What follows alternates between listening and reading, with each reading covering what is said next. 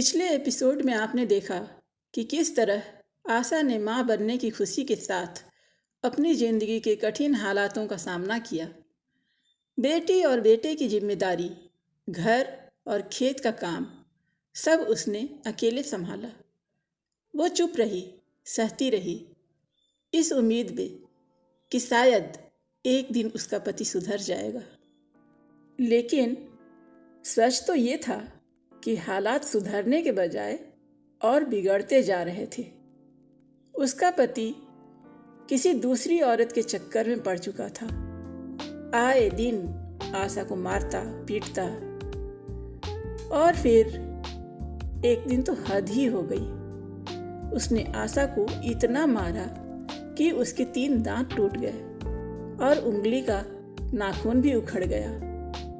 बेचारी लहूलुहान जमीन पर कराह रही थी और बच्चे अपनी माँ से लिपट कर रो रहे थे। पर कहते हैं ना, मुश्किल वक्त में भगवान अपने बंदे की मदद जरूर करता है। संजोग से एक भले मानस ने आशा और उसके बच्चों को बस में बिठा दिया और भेज दिया मायके।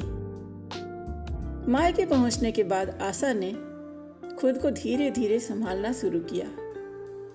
अब वह अकेली नहीं थी, 2 छोटे बच्चे भी थे जिन्हें उसे ही संभालना था। आशा ने फिर से उन्हीं घरों में काम करना शुरू कर दिया जहां लोग उसे बचपन से जानते थे। लोगों को आशा की हालत पर सहानुभूति भी थी और कई लोग आगे बढ़कर मदद भी करते थे। वो कभी खेतों में काम करती तो कभी ईंट बालू और सीमेंट ढोने का काम करती। आशा के दिल में बस एक जुनून था, अधिक और अधिक से अधिक पैसा कमाना, क्योंकि वह चाहती थी कि जो दुख उसने सहे उसके बच्चे को कभी ना सहना पड़े। आशा ने ठान लिया था अपने बच्चों को अच्छी शिक्षा देनी है। इसी बीच मायके आने के बाद आशा ने अपने पति के खिलाफ कोर्ट में भी गुहार लगाई, लेकिन जल्द ही उसे समझ आ गया कि कोर्ट तो पैसों से बिक चुका है। इस बुरे समय में आशा ने अपनी दीदी से मदद की उम्मीद की थी, वही दीदी जिसने बचपन में उसे माँ का प्यार दिया था, लेकिन शादी के बाद बड़े घर की बहू बन चुकी थी। उस बहन ने साफ कह दिया, मैं कुछ नहीं कर सकती। ये सुनकर आशा टूट गई थी, लेकिन उसने हिम्मत नहीं हारी। उसने पूरे जोश और मेहनत के साथ अपने बच्चों की परवरिश का जिम्मा उठाया। आशा का संघर्ष जारी था, लेकिन आशा ने हार नहीं मानी।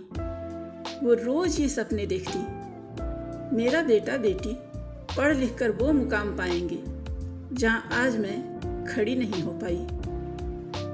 लेकिन ये संघर्ष अभी लंबा था। समाज की तिरछी नजरें, गरीबी की मार और बच्चों की जिम्मेदारी सब मिलकर उसे हर रोज परखते रहे। क्या आशा इन कठिनाइयों के बीच अपने बच्चों को संवार पाएगी?